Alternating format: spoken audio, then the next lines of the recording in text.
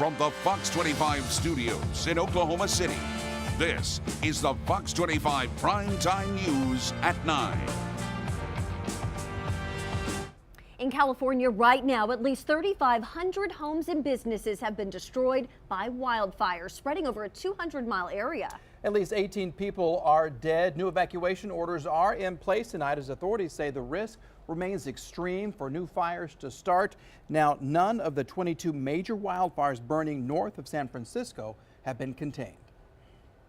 I don't think I think they underestimate how powerful and how dangerous it can be. And that's why I say if you're in an advisory, you got a place to go, go. You don't need to be here. Officials say the flames are moving fast, burning up land as they go. In one county, tall grass is being raked up and crews are intentionally starting fires as a way to prevent even more of them.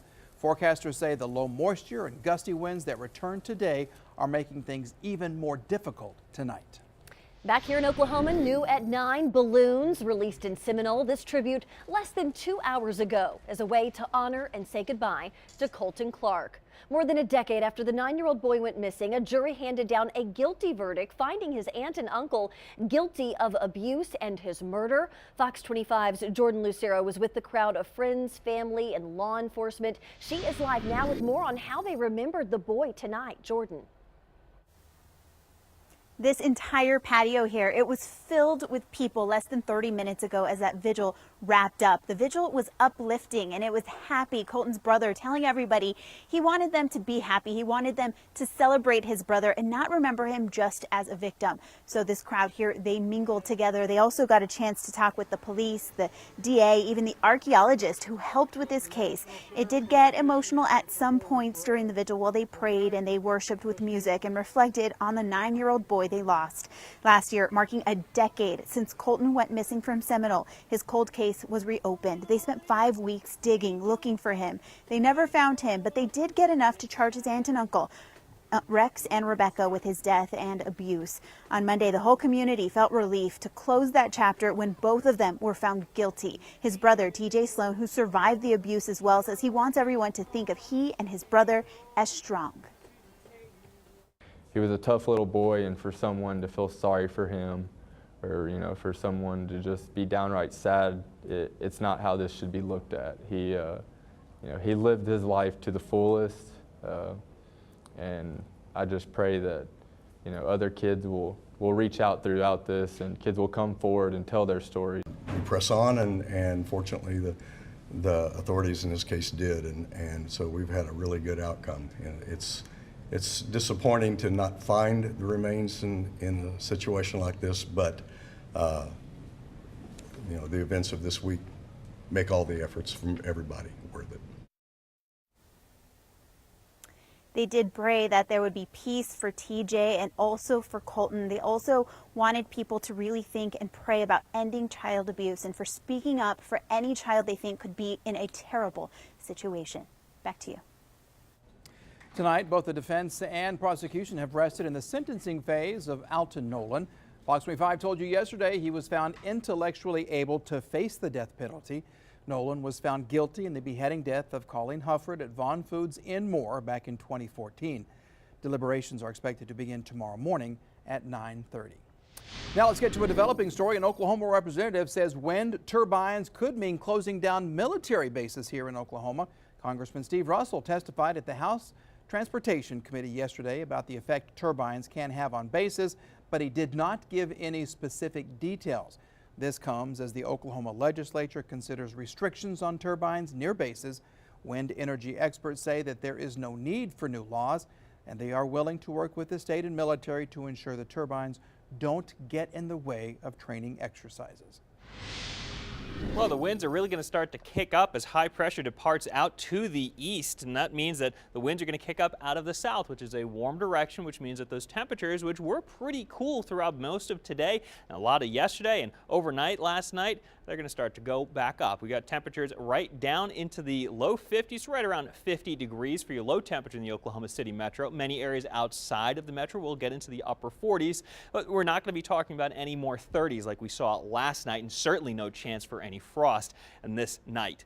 Getting up tomorrow morning, well, we'll be pretty chilly out there. Definitely going to feel great with a nice hot cup of coffee out on your patio or something like that. Definitely want to bundle up because it will be pretty chilly. 52 to 55 degrees with lots of sunshine, 7 to 8 in the morning. And dropping your kids off at school, we'll need a sweatshirt. Dropping them off. By the time you pick them up, it will be relatively warm, lots more sunshine. The wind's kicking up, warmer weather to come. Plus, we got to talk about a cold front, all of that in your Storm Watch forecast. New details tonight on changes coming to Oklahoma students' test scores. Fox 25 told you for years Oklahoma had its own set of standards, but this year made the switch to match national standards in both English and math. That means scores will go down. In a letter received by Fox 25 today, Joy Hoffmeister says the results for this initial year may come as a shock for many families and students, even for some educators. It is important not to be discouraged. Our children, teachers, and schools have not changed, but our expectations have evolved to ensure our students are ready for their future and next steps after high school. We've got your back with a look at the statewide results, and we've posted them on our website so you can take a closer look. That's at okcfox.com. And parents, you'll receive your child's test scores sometime in November. All new at 9, 2 Houston residents are headed to prison for their role in an online dating scam that conned victims out of millions of dollars. Now, one of those victims lives right here in Oklahoma. A judge sentenced Ken Azia to 11 years and Acuna Elgiofor to 7 years. Prosecutors say they used popular dating sites to befriend and defraud older, vulnerable women.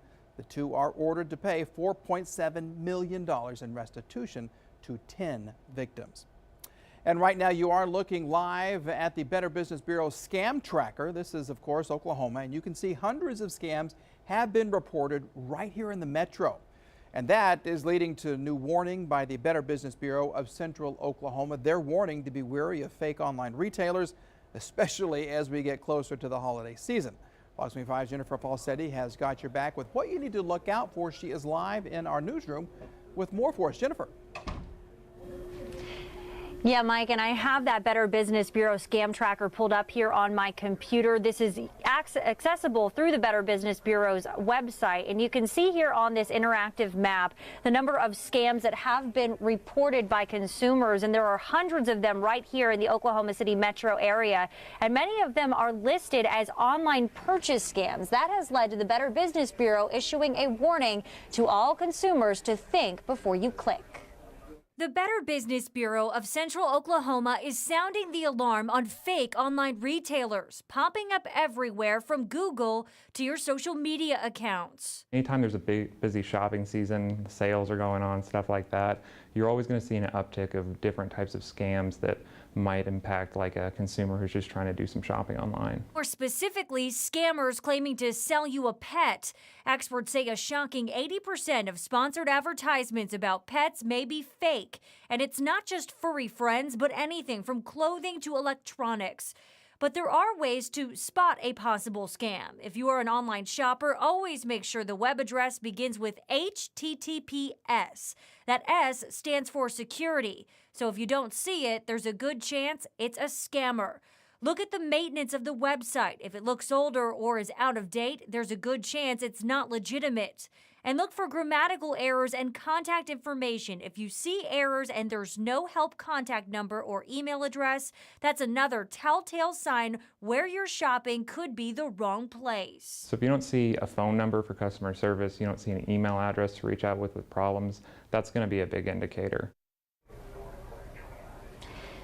So if you are one of the many that likes to head online to do your shopping, something that the Better Business Bureau recommends is that you should always type in the address of your favorite retailer rather than clicking on any links that might be sent to you in an email. Reporting live in the newsroom, Jennifer Falsetti, Fox 25 News. Back to you.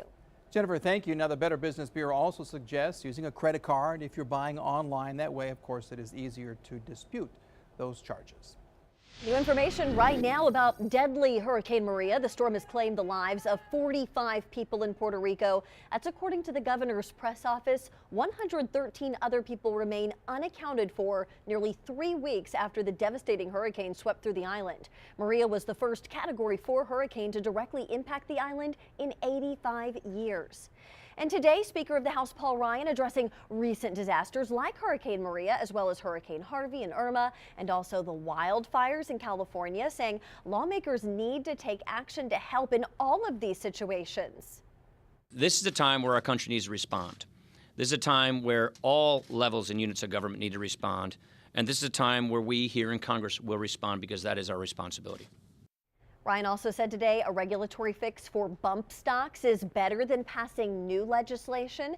His comments come one day after bipartisan legislation banning the gun accessories was formally introduced in the House. And Mike, you have some new details about bump stocks? That we do, Wendy. Thank you. New developments tonight. A gun control group has filed a lawsuit against a bump stock manufacturer. Now they're seeking damages and counseling for the survivors of the Las Vegas mass shooting. Gunman Stephen Paddock had a dozen rifles mounted with bump stocks, and this is an attachment used to modify his rifles. He fired from the 32nd floor of the Mandalay Bay Hotel, killing 58 people before killing himself. This is about holding accountable companies that chose to design, market, and sell a product which enabled conventional firearms to be fired essentially like machine guns, and to subvert and undercut the National Firearms Act. It's often called the machine gun ban, which has been in the law in America for over 80 years. The manufacturer, Slide Fire, has not commented on the suit.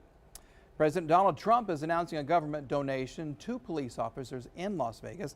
Trump tweeted today, happy to announce we are awarding $1 million to Las Vegas in order to help local law enforcement working overtime to respond to last Sunday's tragedy. This money is coming from the Justice Assistance Bureau's Emergency Response Fund. Coming up, the $4 million in improvements headed to Will Rogers Airport, how it should help grow the state's economy. Plus, how the local sales tax laws are costing Oklahoma millions of dollars in lost revenue. And revitalization of the Metro's northeast side. Fox 25 has got your back with what this means for the area's future. And solving cold cases with the help of inmates. A unique program shedding light on unsolved murders. Coming up on the Primetime News at 9, we're at the Overholser Mansion. This place is said to have some spirits that live inside it. We're going to be talking to a paranormal team that's here to do some investigation. We're going to show you some of the equipment they have, and hopefully we won't get scared of any ghosts. All that's coming up right here on the Primetime News at 9.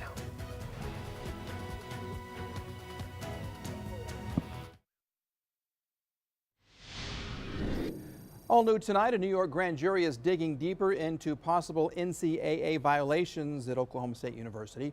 According to a subpoena obtained by the Oklahoman, the New York grand jury is requesting OSU provide all documents related to potential or actual NC2A rule violations by staff or players. If they don't, the program will need to have a university representative testify on October 17th. The federal subpoena is linked to a college basketball bribery investigation that led to the firing of assistant basketball coach Lamont Evans. And new details tonight on a hazing lawsuit out of the University of Oklahoma. The fraternity named in the suit, Beta Theta Pi, is responding to the claims from 2 years ago. Now, the fraternity claims Blake Novacek, the former student who filed that suit, wasn't even in the state on the day he says he was beaten and threatened. Novacek's attorney has not yet responded to those claims. Will Rogers World Airport gets a federal grant to help 2 aging hangars. The improvements are expected to bring in more business to the city, meaning more jobs. The hangars will be expanded to accommodate larger aircraft. Well, I think this makes us more competitive as a nation and as a city, and also even maybe from a global perspective, because we haven't had the capability of working on those kinds of aircraft, the larger aircraft here in Oklahoma City. Now we do. The hangars will be used for maintenance, repair, and overhaul of aircraft. The total cost around $4 million. We've got your back tonight. The revitalization of Metro's northeast side officially kicked off today. A groundbreaking ceremony was held this morning It happened near Northeast 23rd and Martin Luther King. Fox 25's Emily Collins explains what this means for the area's future. It means more access to health care, restaurants, and retail, and it's beginning with the relocation of one of Oklahoma City's oldest clinics.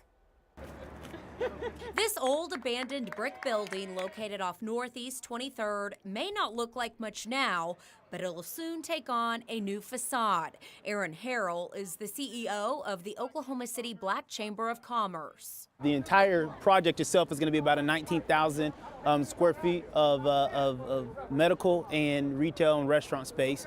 Taking up space first is the Oklahoma City Clinic, which broke ground Wednesday, just one day following the City Council's approval of the $1.3 million project. Clinic COO Scott Potter says this move has been long anticipated. The majority of our patients do come from Northeast Oklahoma City.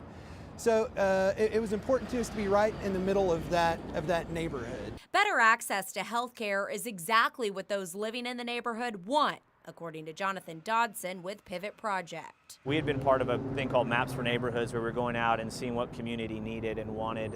And the overwhelming consensus we had heard from the East community, the Northeast community, was we needed access to health care. This development is going to give them that and so much more, something Harold says is much needed. It's really easy to drive around Northwest Oklahoma City, moving through Edmond and even, some of the other districts that have come up, and you see great development. You look down Northeast Oklahoma City, and it hasn't been that way. And there's been a reason that it's been that way, and we're trying to turn the corner of that and really build up so as a city we can rise together. And the project is slated to be finished sometime in the late spring or early summer of next year. Mike, Wendy, back to you. More revitalization efforts on Northeast 23rd are expected to be revealed in the next coming months. And tonight the cleanup continues after 250 barrels of crude oil were spilled in Northeast Oklahoma. Lincoln County Emergency Management tells Fox 25 a pipeline was hit yesterday afternoon, happened in Cushing. Officials say the line should be repaired by tonight, but cleanup could take up to 4 weeks. They also say the oil did not get into any water supplies and that there is no threat to people living in that area. Oklahoma's Attorney General is looking to halt fees for victims trying to recover from last month's Equifax breach. AG Hunter signed a letter with 37 other attorneys general to Experian and TransUnion to stop charging consumers looking to freeze their credit. The fees in question are applied to both freeze and lift the freeze on accounts. 1.7 million Oklahomans had their personal information compromised by Equifax's breach. And coming up, a looming deadline for President Trump to make an important decision that could affect U.S. relations with Iran. We've got your back with what would happen if Trump says no to recertifying the Iran nuclear deal. And a very special trip to Washington, D.C. today for a group of Oklahoma veterans. Coming up, you'll hear from Fox 25's Phil Cross, who went along for the ride, about why the honor flight means so much to these local heroes. And it really went from summer to fall, and now it's climbing back to summer once again. How hot will get? Who can see 90 degrees or more? And when fall comes back in your Storm Watch forecast.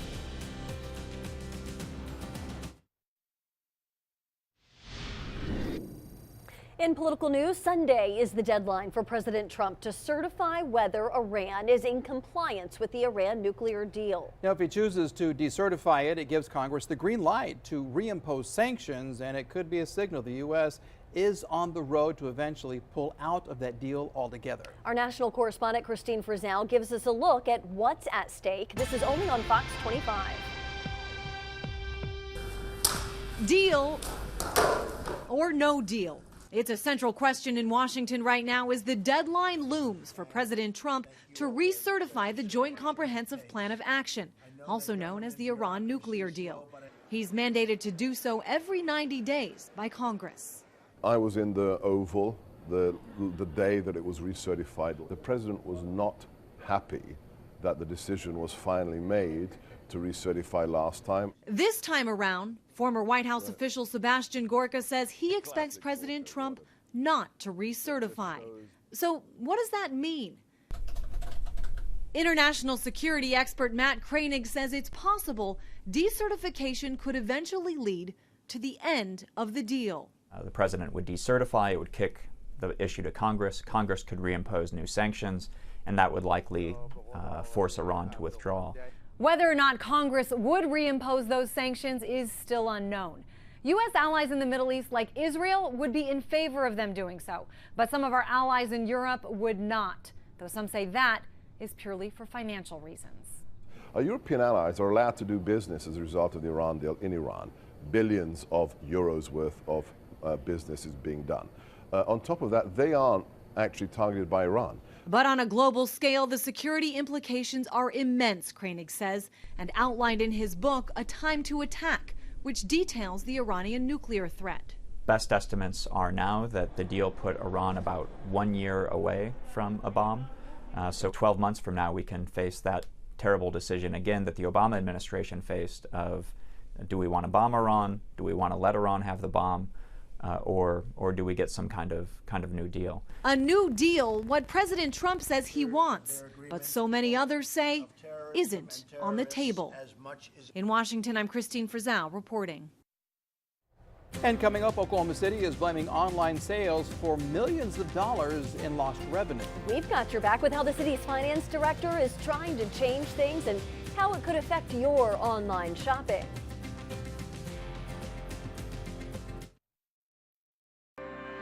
From the Fox 25 studios in Oklahoma City, this is the Fox 25 Primetime News at 9.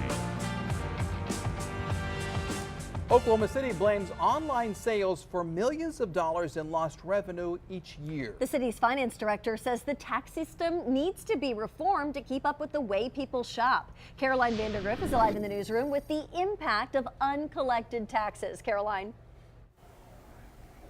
Well, if you shop online with retailers like Target or Walmart, you have to pay sales tax because those companies have brick and mortar stores here in the state. But if you go online to a site like this, you can buy hundreds of dollars worth of furniture because the site is based in California. You don't have to pay any sales tax. And the city says in the long run, that's going to impact the services you get here, like police and fire protection.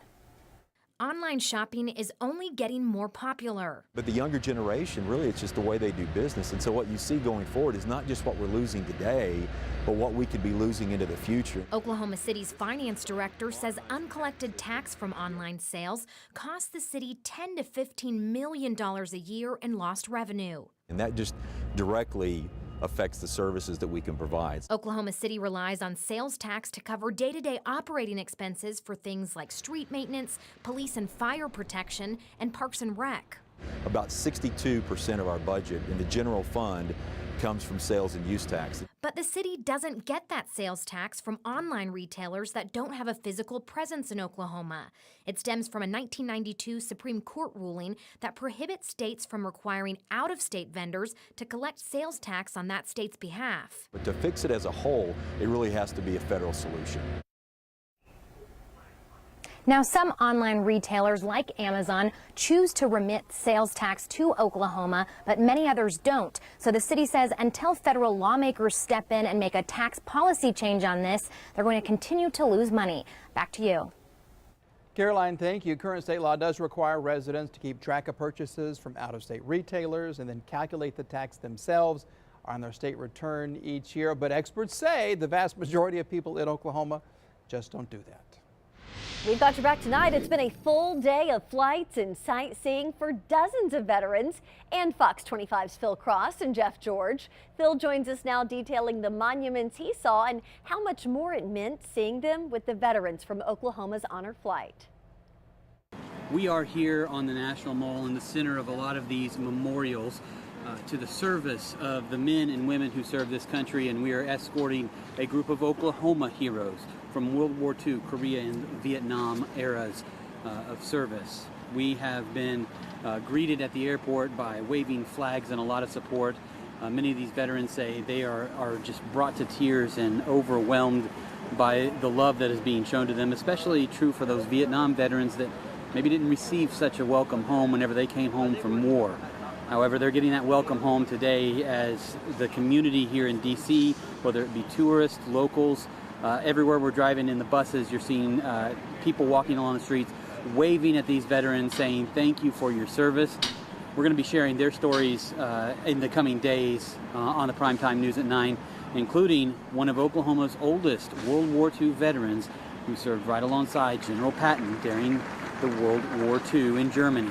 We're going to share his story a little later. For now, reporting in our nation's capital, Phil Cross, Fox 25 News. Another beautiful day in Oklahoma, and really it's turning into another gorgeous night. Check it out outside in downtown Oklahoma City. Not really seeing all that many clouds out there, and really we're going to stay nice and clear for tonight, and that's going to allow our temperatures to fall pretty low once again. Low temperature right around 50 degrees, which is just a smidge below normal for this time of year. South winds keep us warmer than what we could have been like last night for tonight. So 6 in the morning, right around 50 degrees. Lots of sunshine. South winds about 5 to 15 miles an hour. Those winds are being driven by high pressure, which is going to continue to shift off to the east. It's going to turn those winds around to the south and really start to kick them up. The breeziest winds are way out to the west and towards the Texas Panhandle and West Texas, Amarillo, Lubbock area. But as high pressure shifts to the east, it's going to bring those stronger winds right up in through Oklahoma and Oklahoma City. So tomorrow we're going to start to get a little bit of a taste of that. By 10 in the morning, temperatures are going to rise pretty steadily. They really get a kick as you get to about 11 a.m. to noon. Temperatures are right around 69 degrees by then. Little puffy clouds starting to kick up, and look at that, the wind's increasing as well out of the south at 10 to 20 miles an hour. They stay in that 10 to 20 mile an hour range all the way through about 5 o'clock, where high temperature is right around 80 degrees. Official high temperature will be 80 degrees, but those winds are really going to be the story as you go through tomorrow. So temperatures relatively warm courtesy of these gusty winds, which will peak right around noon and into the afternoon hours. Check out Watauga and Woodward, sustained winds in the 15 to 25 mile an hour range. Same thing as you go overnight Thursday into Friday morning. Still pretty strong winds, and even stronger on Friday, where we'll see winds in the 15 to 25 mile an hour range in the Oklahoma City metro. And then we get ourselves another day like that as we get into Friday and Saturday. Your next weather maker is out to the west. Cold front out there is going to shift on off to the east, and that's really going to bring us our next change in the form of a big cool down. So we're 87 degrees on Saturday. Cold front rolls through Saturday night into Sunday. High temperature of only 68 degrees on Sunday, and there is a chance for some showers and thunderstorms as well. So basically, to wrap it all up, we're back to the 80s basically starting tomorrow. 90 degrees is possible as we get into Saturday, and then that big cold front comes in, and you can see it on your 7-day forecast. Saturday night into Sunday, we do have the chance for those showers and thunderstorms. May have a slight chance for severe, most of them up towards the north, but much cooler on Sunday. Coming up, a new program aimed at solving cold cases in Oklahoma. Yeah, what the OSBI is selling in some state prison with the hopes of getting new information in unsolved crime. Plus, a decades-long push to bring new life to an Oklahoma City district making progress. We've got your back with an easy thing you can do online to help out the Capitol Hill district. A new program and a deck of cards may help Oklahoma authorities solve cold cases. Now, the deck of cards represents 52 families who want justice for their loved ones. OSBI is hoping inmates will come forward with information after seeing these cards. The cards are being sold in 6 prisons right now. Families of victims say this program gives them a little bit of hope.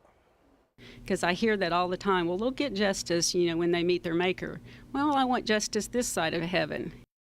OSBI says several states have already started a similar program and have a successful track record. A decades-long move to renovate an historic district in Oklahoma City is making major strides. Fox 25's Maria Garcia reports on the long-time plan to change 3 city blocks and how you can help in the revitalization process. This is a Fox 25 Community Focus. It's taken years of work across generations, but now supporters of the historic Capitol Hill district are working to make some of its most iconic buildings shine once again. The main street of Oklahoma City's south side. The historic Capitol Hill district is made up of 3 city blocks established in the 1900s. Time was not kind. People like Santiago Arzate are working to make the main street of Oklahoma City's south side more community-friendly. For Arzate, it's also a family affair. It's my way of giving back to my family and to my community to show my support in helping it become something better. As a way to bring in more of the community, Calle Dos Cinco in historic Capitol Hill, located on Southwest 25th between Robinson and Walker, hosts community events like the recent Fiestas de las Americas. The Yale Theater is under new ownership and in competition for a major grant to help in the renovation. Leaders in the district say this could be key in attracting new businesses. Local business owners, local property owners, local neighbors really care about the area, really want to spend time to clean it up, fix it up, and try to attract new businesses. Other major improvements include the OCCC Capitol Hill Center and a public library renovation.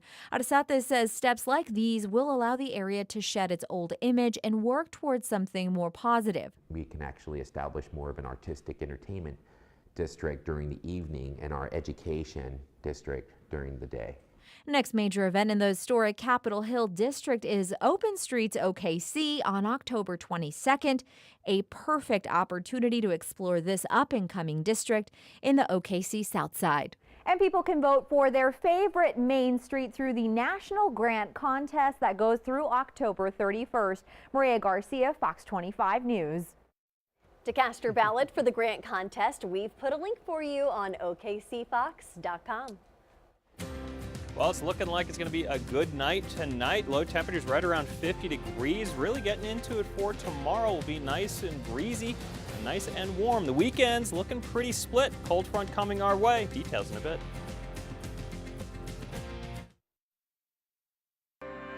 From the Fox 25 studios in Oklahoma City, this is the Fox 25 Primetime News at 9. The Overholser Mansion in downtown OKC predates Oklahoma and has a rich history behind it. Built in 1903, it's considered the first mansion built in Oklahoma City. But as this time of year rolls around, those who tour the home are more interested in who might reside there today. Fox 25's Ghostbuster Mitch English went to the mansion earlier today with some folks doing some paranormal research. Well, it is the first mansion built here in Oklahoma City. It's the Overholser Mansion, and it has been said that there are some spirits that live inside it. That is pretty cool, especially this time of year. And joining us now is from the Oklahoma Paranormal Association. It's Tanya McCoy, and this is kind of cool because you guys are going to be taking readings tonight. You got cameras throughout the house. What else are you going to be doing, and what will you be using? We're going to use several different pieces of equipment. We have the ghost meters, temperature guns. This is called the periscope. Picks up the static electricity. This picks up megagauss and, of course, temperature change. We have grid lights, so we can see shadow figures that move. Okay. We have Boo Bear, who reacts to children who play with them. And the reason you have a kid, that's why, because kids, even ghost kids, would kind of adapt itself to that, right? Or want to go to it, right? Oh, yes, Okay. yes, definitely. All right, and then finally we have these two devices here. Is that the flux capacitor? No. These are the motion sensors, of course. Anything that might be going through shadow figures will light up to it. We can actually even get yes/no questions with lighting up with the little lights. Wow.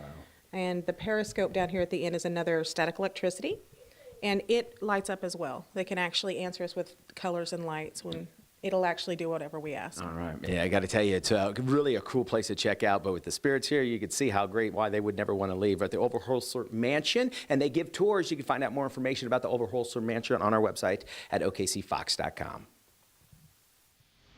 Spooky stuff. All right, let's check in with meteorologist Carlo Falco. He's got your back with a final look at weather. Yeah, the morning commute tomorrow, not looking all that spooky. Lots of sunshine, temperatures into the low 50s, rising to the mid 50s. Main hazard, solar glare, same type of thing as you're heading on home as well.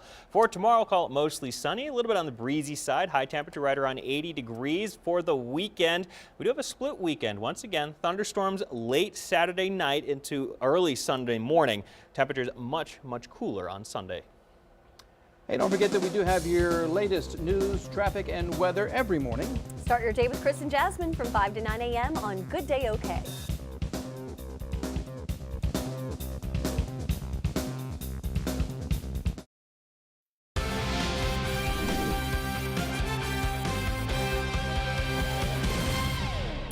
I say this every year, but once the football season gets going, it flies by. We're already in week 7 for high school football and have a great game of the week coming up this Friday night in Class 4A District 2 between Blanchard and Bethany. Tonight, we preview the Bethany Broncos, whose only loss this season came in week 4 to Ada. Fox 25 Sports Director Myron Patton with more. Bethany Bronco football. The familiar horseshoe on the helmet, and a good record that you come to expect as well. They entered Friday night's game against Blanchard, ranked 7th in Class 4A with a 5-1 record. They lost a lot of seniors off last season's 8-3 team, but the Fountain of Youth has been good for them. You know, we're starting again, 4 or 5 sophomores playing a lot of playing time, including our quarterback, and so it's just nice to see those guys step in. And obviously there's going to be some mistakes by guys early in the year as young guys, but hopefully, by week 8, 9, 10, hopefully they're juniors by that point, at least in how they're playing. Having young players step up is nothing new for the Broncos. Running back Peyton Harrell turned heads as a freshman before a torn ACL put him on the shelf. He later broke his collarbone as a junior, but this season he stayed healthy, getting about 150 yards a game. Tough times, yes. Learning experience, you bet. Without those injuries, I wouldn't be the player that I am right now, because it really made me realize how much I miss football and love football and the passion for football. I definitely stepped up more as a leader on the sideline, cheering for my team, doing as much as I could for the team while actually not playing the game. He perseveres. He loves the game, and he'll do whatever he has to play, and loves the team. Even when he comes back from those injuries, it still seems like he's just back to 100%, and you can't even tell he was injured at one point. Bethany was a first-round playoff exit a season ago. They want more this season, but they'll take the same result when it comes to Blanchard. They won by a field goal. Myron Patton, Fox 25 Sports. All right, and coming up tomorrow night, we'll preview the Blanchard Lions, who were undefeated on the season and in the driver's seat for that district title. All right, moving over to college football, where despite Oklahoma's unexpected and shocking loss to Iowa State in Norman last weekend, the Sooners have no time to feel sorry for themselves because their arch rival, Texas, is up next. Quarterback Baker Mayfield still has all the confidence in the world in his team and believes their chances of getting into the college football playoff are still very good if they win out. But first, got to get through the Red River Showdown. Last OU Texas is going to be an emotional one, but at the same time, I've had a lot of success after, rebounding from some losses in the past, and that's come from basically just going back to the basics and just doing my job at a high level and leading the way I need to. And so whether that's energy on the sidelines, attitude, keeping people's heads up, saying the most important play is the next one, forget it and move on. Don't look at the score till that clock hits all zeros, and that's the most important thing for us. All right, OU Texas this Saturday at the Cotton Bowl in Dallas. Kickoff set for 2:30 p.m. The Oklahoma State Cowboys should be well rested heading into this weekend's homecoming matchup against Baylor. The Pokes, who defeated Texas Tech 41-34 on September 30th, are coming off their bye week. The Bears are also coming off a week of rest, and even though they're 0-5 on the season, 3 of the 5 losses that they've endured have been decided by just one possession, including that 49-41 loss to Oklahoma on September 23rd. Quarterback Mason Rudolph says they're a much better team than what their record indicates. I think the last 2 games they've been really competitive. They've played, 2 real good opponents and played them tight, and so I think there's a lot of comparisons you can draw as far as offensive scheme and Oklahoma, Duke, and somewhat of Kansas State. So. I think we've done a great job of putting in a good plan for them and understand that they're a great team and they're gonna play their butts off. They're gonna play like they're 5-0 as opposed to their record. All right, homecoming weekend should be a fun one. The Pokes and the Baylor Bears will kick off this Saturday at 2:30 p.m. in Stillwater. Well, the Oklahoma State basketball program is under a microscope, and that doesn't look to be changing anytime soon. According to a report by the Oklahoman, the New York grand jury has issued a subpoena for Oklahoma State to turn over all records in relation to potential or actual NCAA rules violations. Now, this is all in connection with that FBI bribery investigation involving former OSU men's associate head coach Lamont Evans, who was fired after that scandal surfaced. Evans was one of 4 assistant coaches charged with taking bribes in exchange for persuading players to sign with specific agents. The university has until October 17th to comply with the subpoena, or a school representative must be sent to New York to testify. Moving over to the NBA, where after waiving forward Rashawn Thomas along with former Oklahoma State guard Markel Brown and Bryce Alford, the Oklahoma City Thunder announced the signing of center Giannis Morin and forward Chris Wright today. Now, Morin played the last 5 seasons over in France, where Wright was a member of the Oklahoma City Blue last season. Meantime, the preseason is now a done deal for the Thunder, and 1 week from tomorrow night, they'll open up with the real show. Now, the Thunder went 3-1 in the preseason.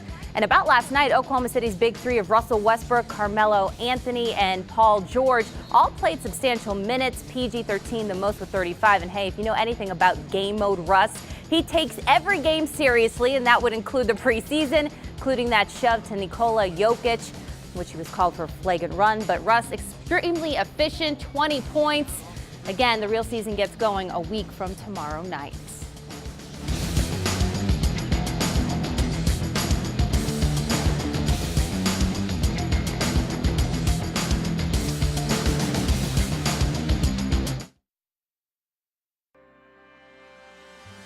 From the Fox 25 studios in Oklahoma City, this is the Fox 25 Late Edition. For the first time, we got to hear from Colton Clark's brother about his case as the community gathered in Seminole to celebrate his life. Now, that vigil ended just about 90 minutes ago this week. Rex and Rebecca Clark, their uncle and aunt, were found guilty of Colton's murder and child abuse. Colton was only 9 years old when he went missing from Seminole back in 2006. His brother TJ was also abused. But TJ says he doesn't want either of them to be thought of as victims. So the vigil tonight, though emotional at times, struck a happy and uplifting tone. He was a tough little boy, and for someone to feel sorry for him, or for someone to just be downright sad, it's not how this should be looked at. He lived his life to the fullest. TJ said after all these years had passed, he thought his aunt and uncle would be punished by God, but is relieved to see that they are now being punished on earth. After 10 years, Colton's cold case was reopened. In California tonight, at least 18 people are dead and 3,500 homes and businesses destroyed by wildfire spreading over a 200-mile area. New evacuation orders are in place tonight as authorities say the risk remains extreme for new fires to start. None of the 22 major wildfires burning north of San Francisco have been contained. Forecasters say the low moisture and gusty winds that return today are making things even more difficult. Here in Oklahoma, we are dealing with generally clear skies basically across the state, and we're going to see nice calm conditions and dry conditions as well for tonight. That's going to allow those temperatures to fall pretty quickly down to about 50 degrees, so nowhere near as cool as where we were last night, but still pretty chilly. On the south winds, about 5 to 15 miles an hour, are really going to work to warm us up pretty quickly. So taking your dog out for a walk early tomorrow morning, relatively cool. That's going to be the only hazard for you. Lots of sunshine and a little bit on the windy side as you get later into the afternoon. Temperatures up near 80 degrees, and officially our high temperature in Oklahoma City will top out at 80 degrees, a little tiny bit warmer down towards the south and west, but more heat is to come. We have temperatures coming that are going to be right up near 90 degrees. Details when they get here in your Storm Watch forecast. Carlo, thank you. The man arrested in the murder of a Metro bookstore owner is scheduled to be in court tomorrow. Kenton Busby is expected to be arraigned on a first-degree murder complaint. Busby was arrested Tuesday, just 1 day after police released a video of him walking near 30 Pen Books at around the time of the murder. Kelly Hayes, the owner of 30 Pen Books, was found dead inside the store. Busby is accused of murdering Hayes before setting that store on fire back in September. As of right now, police do not have a motive, or they have not explained how the two knew each other. Testimony underway in the murder trial of a man charged with kidnapping, and more than 20 witnesses are expected to take the stand. Fox 25 told you jury selection started Monday, with opening statements being held yesterday and today. Anthony Palma is accused in the 1997 disappearance of 8-year-old Kirsten Hatfield. Although her body has never been found, Palma, her neighbor at the time, was connected to the crime using DNA evidence in 2015. If you are one of the millions of Americans who heads online to do your shopping, the Better Business Bureau of Central Oklahoma has a warning for you. They're asking all Oklahomans to think before clicking, especially as the holiday season approaches and more fake sites are popping up. What you're looking at right now, hopefully we can pull up for you, is the Better Business Bureau scam tracker.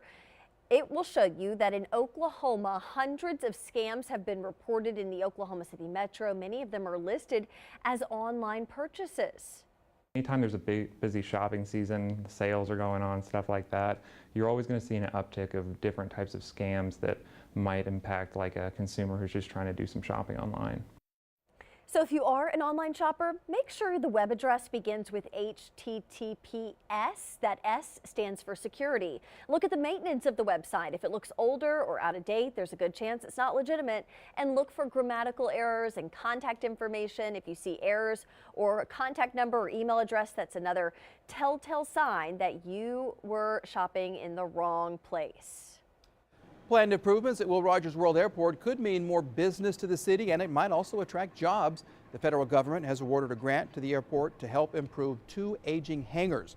The U.S. Economic Development Administration awards the grants to cities that are in need of economic growth. Now, the hangars will be expanded to allow larger aircraft to be brought in. They will be used for maintenance, repair, and overhaul of the aircraft. It will cost $4 million. Oklahoma City police looking for a suspect who tried to burglarize a metro home and then successfully stole from another. Surveillance video caught the suspect at the home where he was unsuccessful, but he shortly got into the next door neighbor's home where the wife was confronted by the burglar in their master bedroom. Sooner or later, he's going to interface with law enforcement in a way that's going to put him behind bars. Whether or not they'll be able to connect him with our crime, I don't know. I hope they will, so that we know that this guy's done and gone. Police reports show the suspect got away with some cash and credit cards. New tonight, a third person has been arrested for the August beating of a black man at a white nationalist rally in Charlottesville, Virginia. Jacob Scott Goodwin of Arkansas was arrested Tuesday night for malicious wounding of DeAndre Harris. A video shows Harris being beaten by several men at the rally. Harris suffered a knee injury, a fractured wrist, and a head injury. 2 other men who were charged for the attack are being held without bond. Heirs to the late music icon Prince are in a battle to get unreleased music recordings worth $200 million back to Prince's estate in Minneapolis. The company running the estate, Comerica Bank and Trust, says they spoke with the heirs before moving the unreleased tapes, but the heirs disagree. The judge overseeing the case says Comerica was acting within legal bounds to move the music to a secure location for the heirs' benefit. Back here at home, the revitalization of the metro's northeast side officially kicked off today. A groundbreaking ceremony was held in front of an old abandoned building near Northeast 23rd and MLK. The entire development will consist of about 19,000 square feet of medical, retail, and restaurant space. The Oklahoma City Clinic is taking up space first.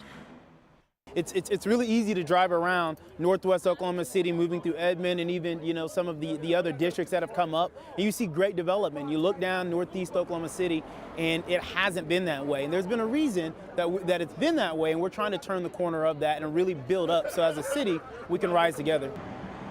The project is slated to be finished sometime in late spring or early summer of 2018. In medical news, whether it's an over-the-counter pain reliever or a prescription to lower cholesterol, medication has a troubling downside, and that's the risk of side effects. Fox 25's Jasmine Anderson has your back with a warning from the CDC and who is at more risk. Side effects. You hear them being rattled off in TV drug ads: constipation, diarrhea, dizziness. Though some are not serious and are likely to subside over time, some may be especially problematic for older adults. According to the Center for Disease Control and Prevention, older adults are twice as likely to suffer an adverse drug event seriously enough to require a trip to the emergency room, and 7 times more likely than younger adults to be hospitalized as a result. But we've got your back with steps you can take to reduce your risk, according to Consumer Reports. You should always keep a list of all of the drugs and supplements you take, the dosage, along with what time you take them, and always know if you should take the medication with or without food. Make sure you have a clear understanding of side effects and the warnings. Research shows many often misinterpret drug labels and skip the alcohol. Mixing drugs with alcohol can decrease a drug potency. And of course, never stop taking a drug on your own. Always make sure you talk to a doctor before you make any decision like that. For Fox 25's Good Day OK, I'm Jasmine Anderson. In a historic change, the Boy Scouts of America are now welcoming girls. The unanimous vote was announced today to let girls join the Cub Scout program. This also creates a path for young women to earn the highest rank of Eagle Scout. The organization says the decision comes after years of getting requests, and it offers more opportunities for character development. A caucus was held on Capitol Hill over a scandal involving a former employee of some House Democrats. Sarah Carter with our digital news partner Circa was there and has more on what was discussed. Embarrassment for having 4 congressional members want to know why Congress isn't formally investigating what they call one of the biggest data breaches into the Capitol Hill IT system, allegedly done by Imran Awan, whose family spent years working for various House Democrats. There's no easy explanation as to why they would be paying somebody like Awan's 20-year-old brother $160,000 a year. So it really could have a big effect on a number of members of Congress and their capacity to continue serving here. Imran Awan was arrested in July while attempting to depart the U.S. for Pakistan. He and his wife were later indicted on 4 counts, including conspiracy to commit bank fraud. They have pleaded not guilty to the charges. I want it to be a rigorous prosecution, and part of that prosecution is to bring Awan in and say, okay, what do you know? Why were the members paying these people this? Why was this? And just get all the facts. Some congressional members are concerned this goes far beyond alleged bank fraud. It's still amazing how somebody could get that deeply ingrained in the United States Congress, U.S. House of Representatives, information computer system, IT system, and I don't realize that there were times he'd spend 3 or more months out of the year in Pakistan doing work on the computer systems of the members of Congress. For Circa in Washington, I'm Sarah Carter. Well, tonight, some areas are 10 to 20 degrees warmer than just 24 hours ago, and temperatures are going to be rising fast, so fast that 90 degrees isn't out of the question in the next couple days. Who will get the hottest and when the next cool down will return the feel of fall to this area, and in your storm watch forecast coming up after the break.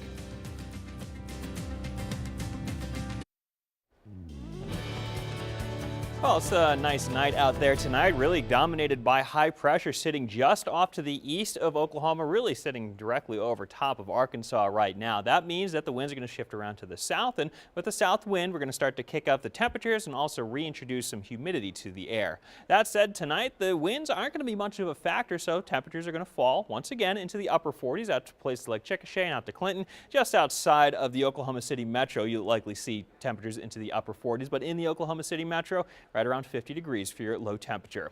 Going out for a run early tomorrow morning, 55 degrees by 8 a.m. into the low 80s for many areas and upper 70s by about 5 o'clock. Mainly the only hazard is going to be some chilly weather in the morning. High temperature for tomorrow, very comfortable, 80 degrees. South winds about 10 to 20 miles an hour, continuing to pump that nice warm air in, and that's going to continue with us all the way through Friday and Saturday as that heat and humidity returns. And check this out. That's your high temperature for Oklahoma City. Areas out to the west and out to the south will likely get into the low 90s, and we may be kicking that temperature up a little bit as well. So high school football on Friday, 7:30, Bethany facing off against Blanchard. Temperatures will be very, very comfortable. Once that sunshine goes down, the skies will stay clear and temperatures will stay into the upper 70s. Be a little bit on the breezy side though. We do have ourselves our next weather maker. It is a low pressure system which is going to form just off to the west onto the Oklahoma Panhandle. It will scoot off to the east and drag a cold front through central Oklahoma. That will bring the chance for some showers and thunderstorms, especially as we get Saturday night into Sunday morning. Once it pushes through though, we're really going to see some nice dry and comfortable conditions on Sunday with morning showers basically dying off. There is a very low chance for some severe weather way up to the north and mainly into central Kansas. We're going to have to watch that closely to make sure that it doesn't wiggle around and maybe sink down to the south. I really think the best chance or the worst risk for severe weather is going to remain up into Kansas. That said, on Saturday, T. Boone Pickens Stadium. It's going to be a beautiful day. We have ourselves a nice hot afternoon, lots of sunshine. Winds will be gusty out of the southwest at 15 to 20 miles an hour, so make sure you drink a lot of water if you're heading out to the game in Stillwater. Saturday, it's going to be the hottest day. Another cold front, like we were saying, brings it through. In Sunday, we'll be seeing temperatures much cooler. Temperatures into the upper 60s on Monday, low to mid 70s Tuesday, Wednesday.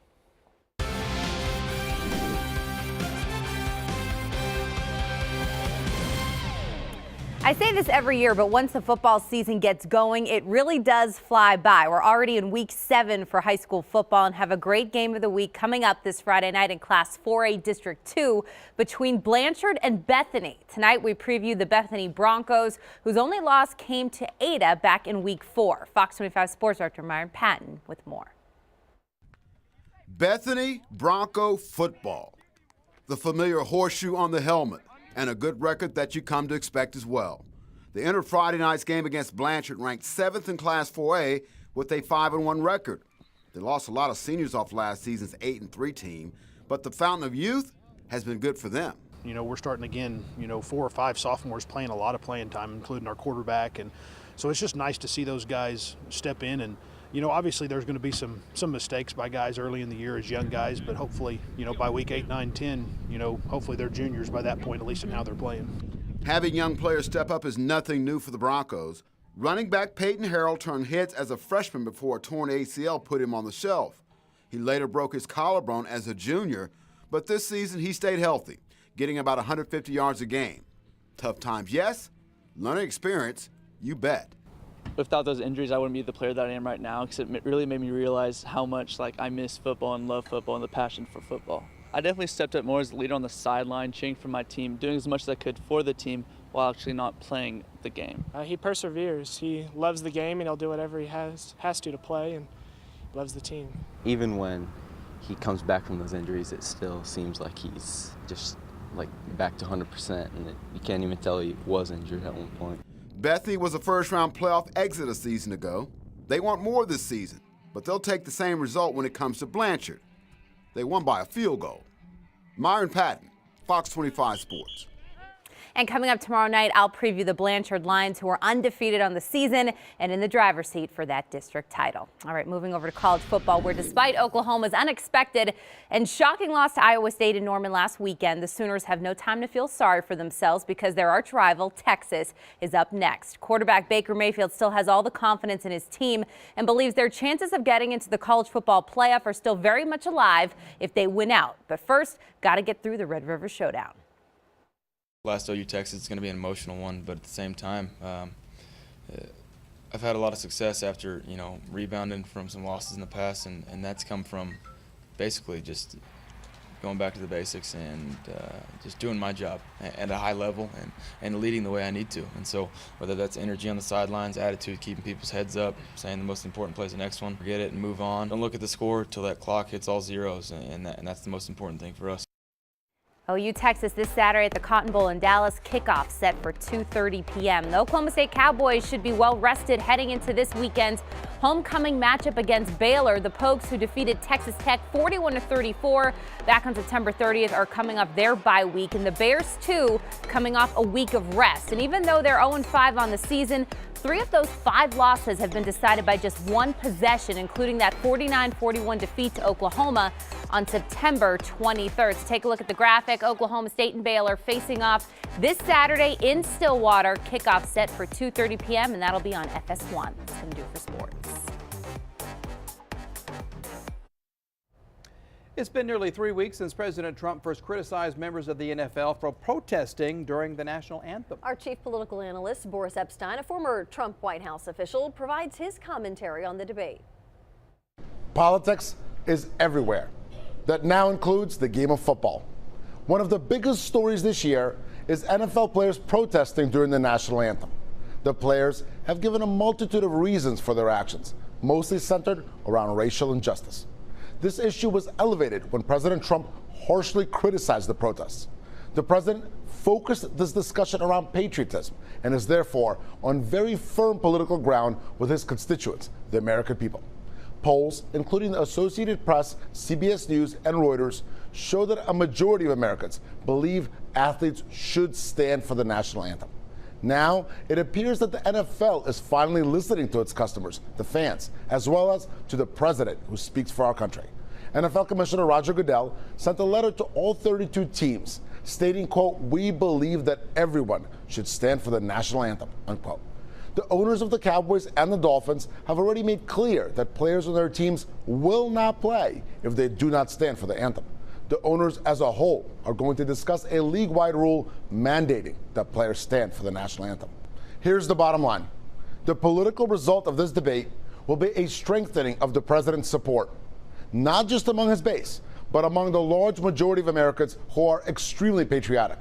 I will tell you firsthand, the president is authentically, truly bothered when our flag, anthem, military, or country are disrespected. Standing up for our national symbols will be immensely helpful to the president and the Republican Party as a whole this year, in next year's midterm elections, and all the way through 2020. Well, we're going to start off with a little bit of depressing stuff. It's just your commute forecast. It's nothing bad. It's just, you know, you got to go to work tomorrow. 55 degrees going to work. Solar glare mainly the issue you're going to have to watch out for. Then we get into the good stuff. The weekend forecast. 86 degrees on Saturday. Thunderstorms very late into the afternoon hours and really overnight. Sunday morning, maybe a stray thunderstorm or so. Much cooler. High temperature right around 68 degrees. 7-day forecast. We are warming up towards Saturday. Some areas will top out into the low 90s Saturday. Much cooler after the front Sunday, Monday. Low to mid 70s Tuesday, Wednesday. Have a good night.